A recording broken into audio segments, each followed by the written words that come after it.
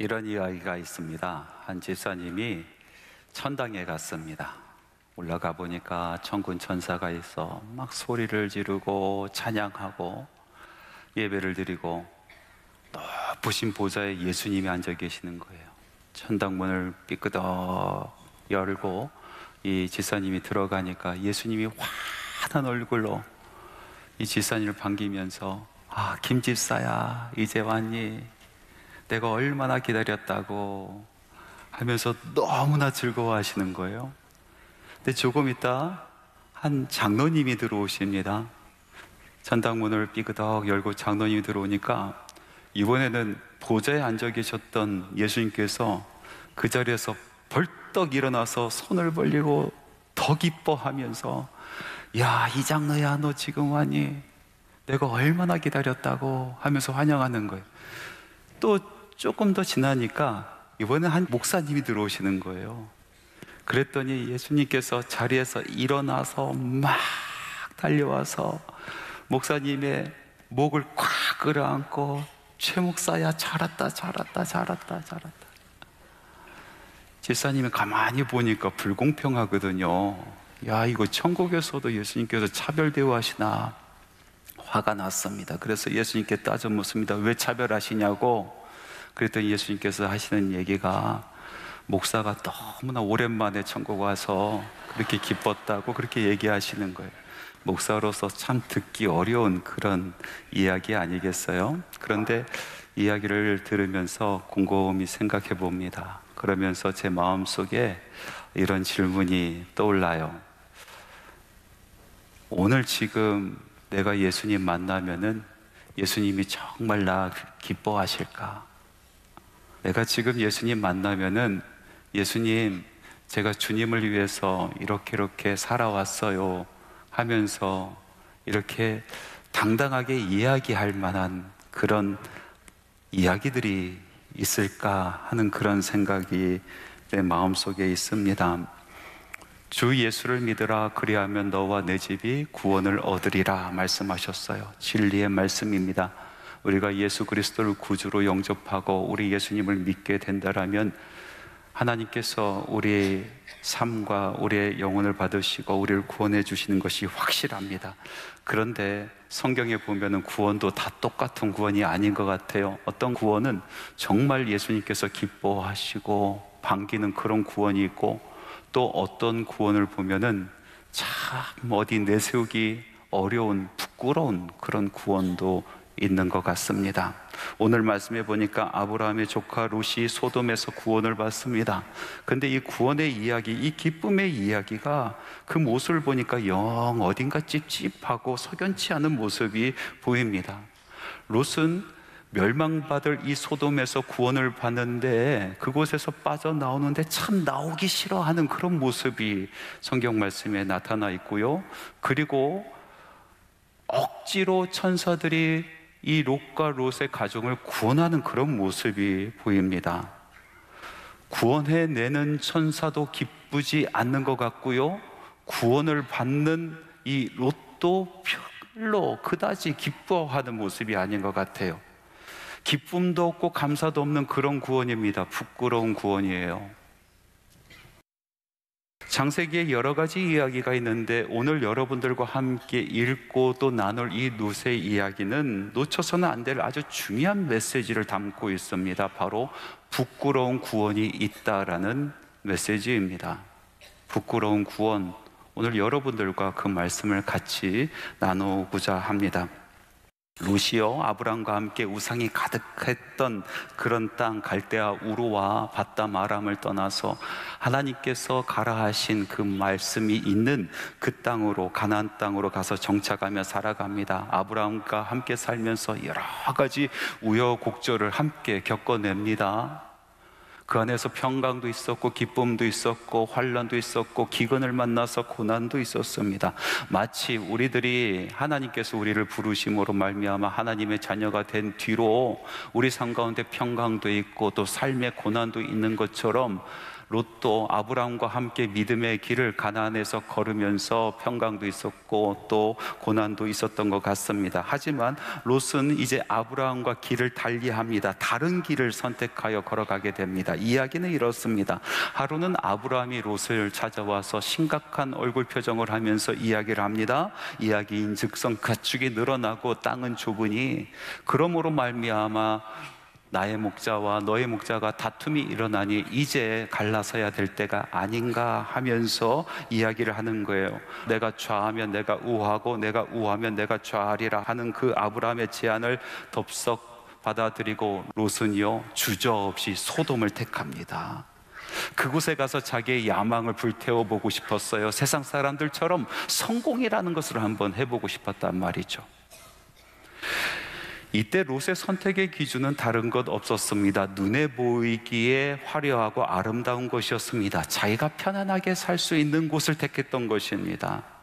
이 선택의 순간에 롯의 마음에는 하나님의 약속이 없어요. 하나님의 말씀이 없어요. 그것들이 선택의 기준이 되지 않습니다. 자기 눈에 보이기에 아름다운 것들, 좋은 것들, 사람들이 많이 선택하는 그 길을 선택한 것입니다. 그렇게 롯은요 소망의 땅을 잃어버립니다. 약속의 땅과 멀어지고요, 그리고 자기의 소명과 멀어지고요, 그리고 무엇보다도 예배와 멀어졌습니다. 예수님께서 마태복음 7장 13절에서 14절에 이렇게 말씀하셨어요. 좁은 문으로 들어가라. 멸망으로 인도하는 문은 크고 그 길이 넓어 그리로 들어가는 자가 많고 생명으로 인도하는 문은 좁고 길이 협착하여 찾는 자가 적음이라. 믿음의 길을 걷는다라는 것은 좁은 문으로 들어가 좁은 길을 걷는다라는 것입니다. 세상에 있는 많은 사람들은 넓은 문을 찾습니다. 그리고 넓은 길을 가려고 합니다. 그래서 많은 사람들이 그 길을 찾고 그 길을 걸어가는 것입니다. 그런데 그 길의 끝이 무엇입니까? 멸망이라는 것이죠. 좁은 문, 좁은 길을 걸어가다 보면 생명이 그곳에 있는 것을 발견합니다. 결국은 영생을 얻게 된다라는 말씀인 것입니다. 오늘 롯이 소돔이냐 하나님의 약속이 있는 땅이냐 이것을 두고 갈등하면서 선택을 했었을 때 이 롯은요 넓은 길을 택한 것입니다. 넓은 문을 택한 것입니다. 결국 멸망이 있는데 그것을 알지 못하고 좁은 길, 좁은 문으로 들어가 좁은 길을 가는 그런 인생이 너무나 싫어서 약속이 있을지라도 그곳에 하나님의 평강이 있을지라도 그것을 걷어차 버리고 자기 눈에 좋은 넓은 문, 넓은 길을 택했었던 것입니다. 그러면 정말로 롯이 이렇게 사람들이 많이 가는 소돔의 땅, 이 평강이 있을 것 같은 그 넓은 문으로 들어간 이후로 롯은 정말 평강을 얻었는가? 세상 사람들이 이야기하는 성공이라는 것을 했는가? 말씀해 보니까요 겉모습으로는 롯이 나름대로 성공한 것 같습니다. 롯이 그곳에서 법관이 된 것 같아요. 정확하진 않지만은 그런 추론이 가능합니다. 그 이유가 이렇습니다. 엘람 왕 그돌라 오멜이 연합군을 이끌고 가서 소돔과 고모라를 쳐서 그곳을 완전히 장악해버리지 않습니까? 그리고 소돔에서 또 고모라에서 포로를 잡아옵니다. 그들을 볼모로 잡아오는 겁니다. 그런데 그 중에 명단 안에, 이 포로의 명단 안에 누가 들어있어요? 롯이 들어있었단 말이죠. 여러분, 당시에 이렇게 한 나라가 다른 나라를 지배했을 때에 싸움에서 이기고 포로를 잡아오는데 볼모로 잡아오지 않습니까? 허접한 사람 데리고 오지 않습니다. 아무것도 아닌 사람 데려오지 않습니다. 똑똑한 엘리트를 데리고 오는 거예요. 무엇인가 써먹을 수 있는 사람들을 데리고 와요.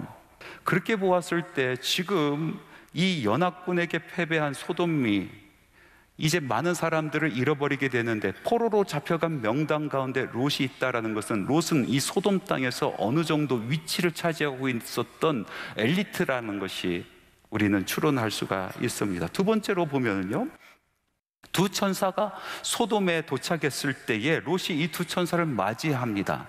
그런데 그 맞이할 때의 시간은요 저녁 때였고요, 장소는 집이 아니라 성문이었습니다.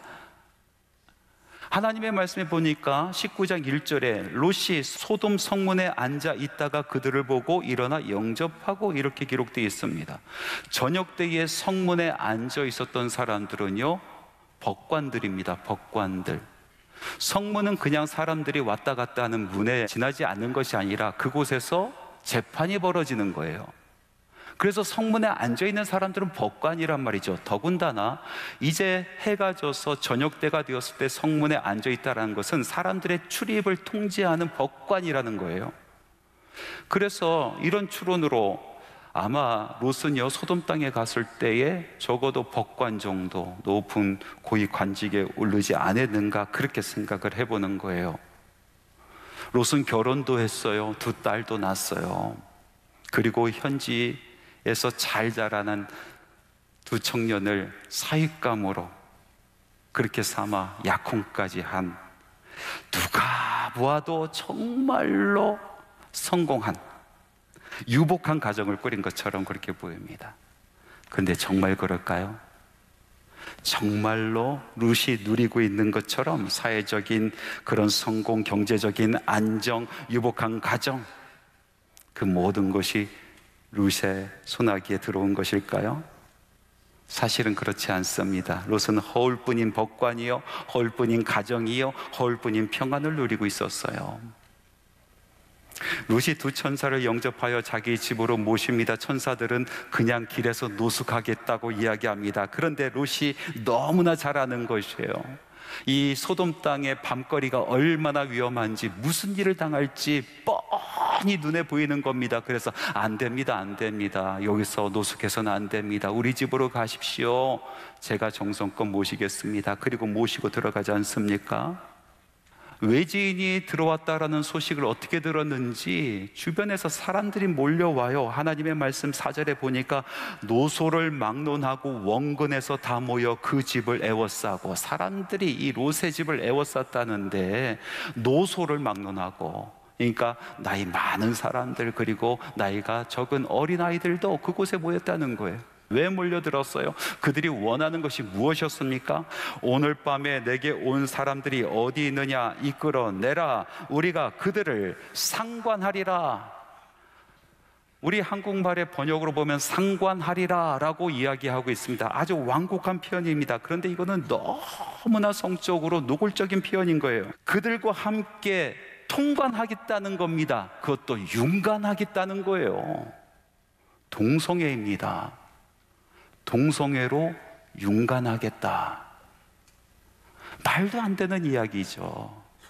하나님의 법은요, 하나님께서 말씀하시는 그 말씀대로라면요, 이렇게 나그네 된 사람, 외지인들이 찾아왔을 때에 그 손님을 정성으로 대접하는 호스피탈리티, 정성껏 대접하라 말씀하셨는데, 여기 이 땅에 사는 사람들은 그 사람들을 해하려고 합니다. 성적인 놀이개로 만들어버리려고 하는 것입니다.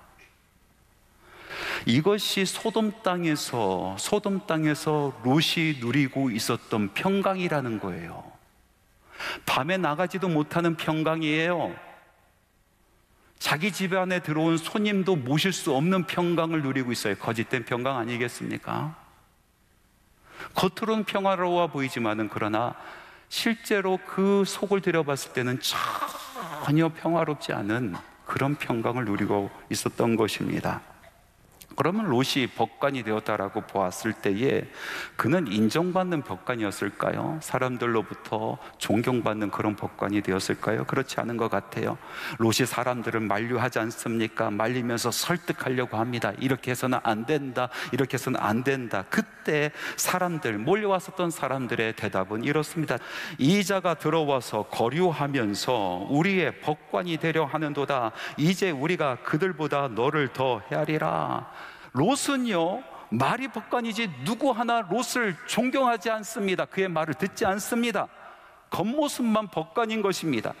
떠돌아다니다가 어찌어찌 하다가 그 자리에 오른 것이다 라고 사람들은 다 생각하는 것입니다. 어느 누구도 롯의 이야기를 듣지 않고 존경하지 않습니다.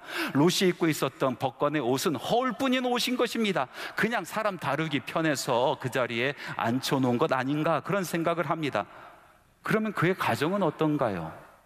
세상은 그렇다 치고 소돔이란 땅이 워낙 타락했기 때문에 어느 누구도 롯을 인정하지 않고 존경하지 않는다 쳐더라도 하나님의 사람의 가정, 적어도 그 가정 안에서 가장으로서 존경을 받고 사랑을 받는 것, 그건 당연한 건 아니겠습니까? 근데 롯의 가정을 보니까 그다지 롯이 존경받는 가정은 아니었던 것 같아요. 천사들이 집 앞에서 폭동이 일어나는 것을 보았어요. 이제 자기들을 대신해서 롯이 험한 꼴을 당할 것이라는 그 상황에 몰려있다는 것을 보았어요. 그래서 롯을 잡아서 얼른 집 안으로 끌어당기고 그리고 문을 잠가 버립니다. 밖에 있는 이 폭도들의 눈을 가리워서 그들이 문을 찾지 못하게 만들어 버립니다. 두 천사는 명확하게 보았어요. 이 소돔의 땅이 어떤 땅인지 명확하게 보았어요. 하나님께서 한번 가서 보아라.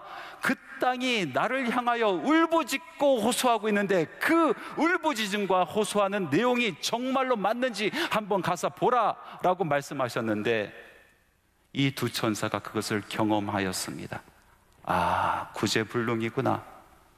도무지 다시 회생할 수 있는 그런 땅이 아니구나 판단하였어요. 그리고 멸망하기로 작정하였습니다. 롯을 불러서 이 천사들이 이야기합니다. 빨리 이 소돔 땅을 떠나가라. 이 땅은 멸망할 땅이라. 상황이 급박해집니다. 그래서 롯이 자기 아내를 부릅니다. 사랑하는 두 딸을 부릅니다. 사익감들도 부릅니다. 그리고 천사가 겪었었던 이야기들을 이야기해주고 있습니다. 그리고 천사가 전해준 이야기도 이야기합니다. 이 급박한 상황, 우리는 이 땅을 떠나야 된다라고 이야기합니다. 그런데 자녀들이 그 말을 듣습니까? 말씀해 보니까 그의 사위들이 농담으로 여겼더라라고 합니다. 여러분 생각해 보십시오. 정말 정상적인 가정이라면 가장이, 아버지가 한밤중에 자녀들을 불렀어요. 그리고 한 번도 하지 않았었던 이야기를 꺼내기 시작합니다. 천사의 이야기를 이야기합니다. 멸망의 이야기를 합니다. 우리가 이곳을 빠져나가야 된다라고 급박하게 이야기하고 있습니다. 그런데 그 아버지의 이야기를 농담으로 여길 자녀들이 어디 있습니까? 정상적인 가정이라면 그 아버지의 이야기를 귀담아 듣지 않겠어요? 그런데 농담으로 여겼대요. 가정 안에서도 롯은 존경받지 못하는 가장이에요. 어느 누구도 롯의 이야기에 귀를 기울이지 않습니다. 이것이 넓은 문을 선택하여 넓은 길을 걷고자 했었던 롯이 맞이했었던, 또 롯이 이루었던 성공이라는 것입니다. 거짓된 평화예요. 거짓된 성공이에요. 겉모습만 그래 보이는 거예요. 화려한 소돔을 택하고 넓은 문으로 들어갔었던 롯, 영적으로 어떻게 변화되었을까요? 오늘 말씀을 보니까 영적으로 완전히 눈이 먼 사람이 되어버렸습니다. 하나님의 사람이라고는 말할 수 없을 정도로 지독하게 소돔에 중독되어 있는 사람이 되었습니다. 거짓된 풍요에 중독되었습니다. 거짓된 평안에 중독되어 있습니다. 허울뿐인 성공에 중독되어 살아가는 사람이었습니다. 사이들은 그렇다고 칩시다. 그들은 그곳에서 태어나서 그곳에서 교육을 받고 그렇게 그 문화권에서 살았으니 천사의 이야기, 하나님의 계획의 이야기, 이것을 농담으로 여길 수 있다라고 칩시다. 그런데 정말 심각한 것은 롯의 다음 모습 아니겠어요? 천사들이 이제 다급하여 이 롯에게 재촉합니다. 빨리 이곳을 떠나야 된다. 이곳은 멸망할 땅이다. 그랬더니 롯이 어떻게 하는지 아십니까? 16절 말씀해 보니까 롯이 지체함에, 그곳을 지체하고 있습니다. 왜 지체하고 있었을까요? 소돔이 주는 그 달콤함을 끊어내기가 어려운 겁니다. 꾸물꾸물거리면서 떠나고 싶어 하지 않은 것입니다. 내가 이곳에서 어떻게 재산을 모았는데, 내가 어떻게 이렇게 이 자리까지 오르게 되었는데, 내가 어떻게 얻은 지책인데, 내가 어떻게 이곳에 살았는데 이 모든 것을 버리고 어떻게 떠나갈 수 있을까? 정말 이 땅은 멸망할 땅인가? 하나님의 말씀이 분명한가? 천사가 와서 이야기해줘도 하나님의 말씀이 분별되지 않는 상태인 것입니다. 영적으로 눈이 어두워져서 무엇이 참인지 무엇이 거짓인지 그 땅의 운명이 어떤 것인지 구분이 되지 아니하는 영적인 상태를 맞이하게 되는 것입니다. 소돔으로 간 후로는 예배를 드린 적이 없어요. 그래서 하나님에 대한 기억도 가물가물합니다. 그나마 마음속에 있었던 믿음도 흐리멍텅해졌어요. 지체하며 꾸물거리고 있었던 이 룻과 가정, 천사가 더욱더 다급해졌습니다. 그래서 한 손에는 룻을 잡고 한 손에는 그의 아내를 잡고 또 두 딸을 잡고, 천사들이 룻과 그의 아내와 그 두 딸의 손을 잡고 이 소돔 선행에서 끌어냅니다. 이 멸망의 선에서 끌어내는 것입니다. 달려가는 거예요. 하나님의 전적인 은혜입니다. 그리고 말합니다. 빨리 이 성을 떠나가라. 그리고 저기 보이는 저 산까지 도망가라. 그런데 롯이 뭐라고 대답하는지 아십니까? 산이요? 산이요? 내가 어떻게 가서 산에 가서 삽니까? 내가 그래도 이 소돔 땅에 살고 있었던 사람인데 어떻게 산에 가서 삽니까? 저기 보니까 소알이라는 땅이 있는데 제가 그곳에 가게 해주시옵소서. 어쩔 수 없이 소돔은 버릴지라도 비슷한 소알이라도 내가 얻어야겠습니다, 이렇게 이야기하는 거 아니겠어요? 소알은요, 소돔 땅에 붙어있는 위성도시예요. 소돔의 완전히 축소판이에요. 꽁 대신 닭이라 내가 소돔은 못 가져도 소알은 가져야겠습니다. 완전히 중독되어 있어요. 소돔을 끊어내지 못해요. 롯의 아내는 어떻습니까? 전사들이 롯과 그 가족을 끌어내면서 이야기합니다. 절대로 미련을 가져서는 안 된다. 절대로 뒤돌아보아서는 안 된다. 그렇게 당부를 합니다. 해가 뜰 때쯤 됐을 때에 후두두두두두두두 하늘에서 유황불이 쏟아져 내리는데 소돔과 고모라, 그 옆에 아드마, 스보임까지 완전히 불바다가 되어버리는 것입니다. 그런데 롯의 아내가 미련이 남는 거예요. 놓고 온 폐물들 생각나는 거예요. 놓고 온 집이 생각나는 거예요. 그래서 멸망받아서 불타오르는 그 소돔을 돌아봅니다. 끊어내지 못해요. 완전히 소돔에 중독되어 있어요. 여러분, 화투에 중독된 사람이 있었습니다. 근데 나중에 보니까 완전히 가정이 풍비박산됐거든요. 자녀들도 완전히 그 가정이 볼품없는 가정이 돼버렸어요. 그래서 결단합니다. 내가 이 화투를 꼭 끊어야겠다. 그 결단의 표시로 손가락을 잘랐대요. 손가락을. 그런데 며칠 후에 발가락으로 화투 치더랍니다. 중독이 그런 거 아니에요? 얼마나 무섭습니까? 끊어내기가 어려운 거예요. 죄악의 중독도 마찬가지예요. 끊어내지지가 않는 거예요. 힘이 드는 겁니다. 그래서 예수 믿었음에도 불구하고 옛날의 습관을 버리지 못해요. 옛날의 죄악된 삶을 그대로 가지고 있는 것입니다. 내가 예수 믿었음에도 불구하고 그것을 끊어내지 못하는 죄악에 중독된 인생들이 얼마나 많이 있습니까? 예수 없이 살아도 죄악 없이는 살 수 없는 사람들이 너무나 많이 있습니다. 예수 없이 살아도 술 없이 살 수 없는 사람들이 얼마나 많이 있습니까? 예배 없이 살아도 친구 없이 살 수 없는 사람들이 너무나 많이 있습니다. 기도 없이 숨을 쉬어도 남을 험담하고 끌어내는 그 입 없이는 살 수 없는 사람들이 너무나 많이 있는 거예요. 하나님께서 말씀하여 주셨습니다. 너희는 유혹의 욕심을 따라 썩어져 가는 구습을 따르는 옛사람을 벗어버리고, 옛날의 습관을 따라가는 그 옛사람을 벗어버리고 완전히 끊어버리고, 그리고 이어서 말씀하십니다. 오직 너희의 심령이 새롭게 되어 하나님을 따라 의와 진리의 거룩함으로 지으심을 받은 새 사람을 입으라. 예수 믿었으니 완전히 새로운 삶이 되어서 옛날의 구습을 끊어버리고 이제 새 사람으로 새로운 삶을 살아야 된다라고 말씀하고 계시는 것입니다.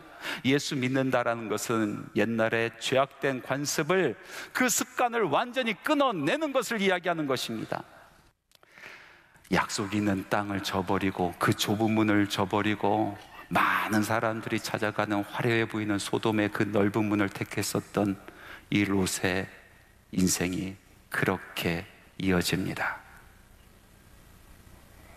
그가 이루었었던 성공이라는 거, 그가 누리고 있었던 평강이라는 거, 신기루와 같은 것이었어요. 자기는 잡았다고 생각했지만은 막상 까보니 아무것도 없었던 것이에요.